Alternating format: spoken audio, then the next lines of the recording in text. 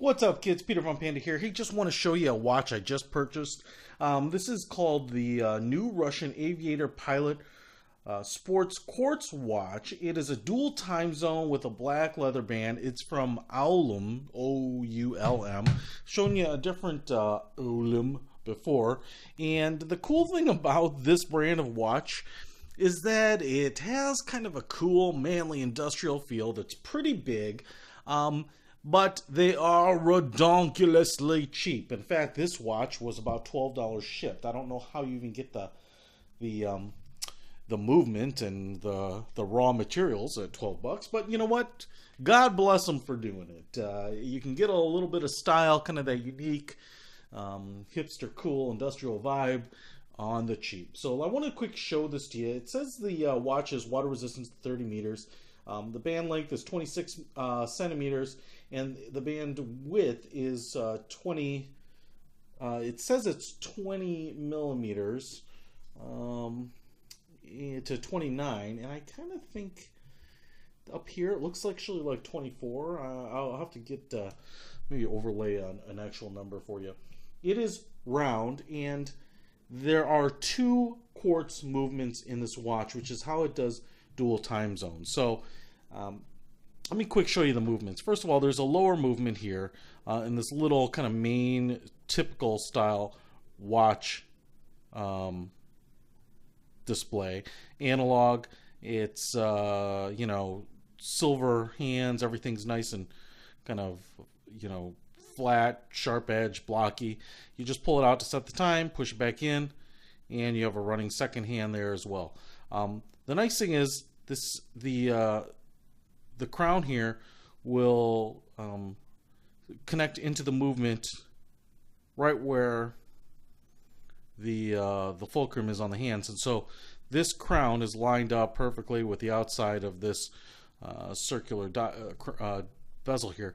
The difference is up here, because this second time zone movement is up here, to kind of get to the crown to line up with the outer edge, it would have to be up here, but it's offset. So you can see here that the crown is kind of, looks like it's misaligned. It's not perfectly flush because it's offset to accommodate the fact that, well, the lug is in the way. So you're going to have to kind of get used to the fact that this isn't a manufacturing malfunction. It's just the way it has to work. So you pull that out too. And then the cool thing is here, you have the hours on the outer ring and the minutes on the inner ring. And so let's say 11:60, as you can see, as it hides behind this indicator there where this arrow is, would indicate, say, 11 p.m. 11:05, 11:10, you keep turning it.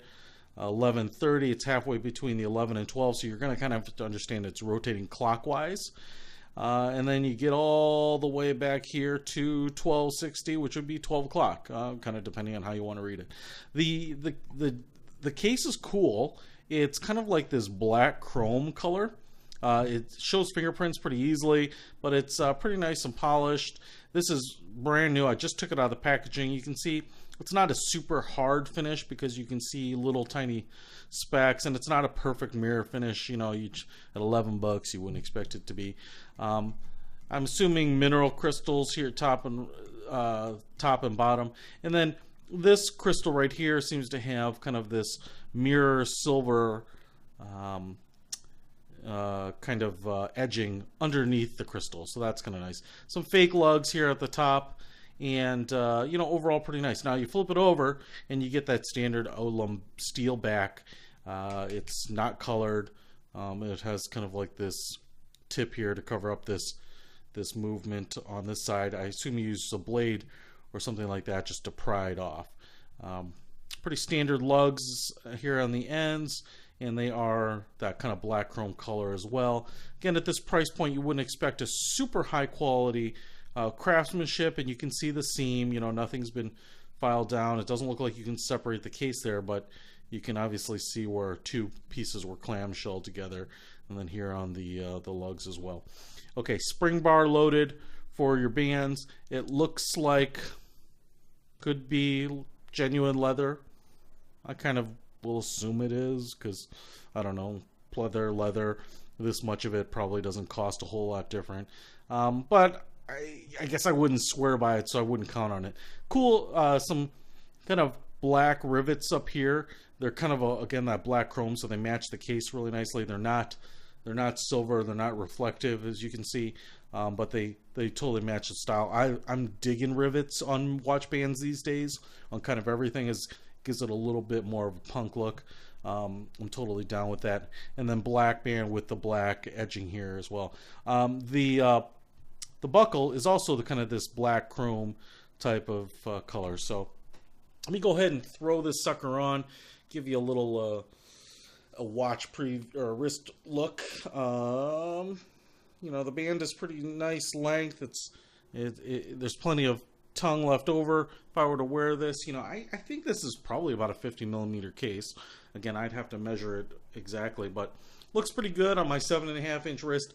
Maybe a little bit big, but again, if you want a watch that you can bust around, has some style, you know, wear with your designer jeans and knock it around, well, looking pretty tough.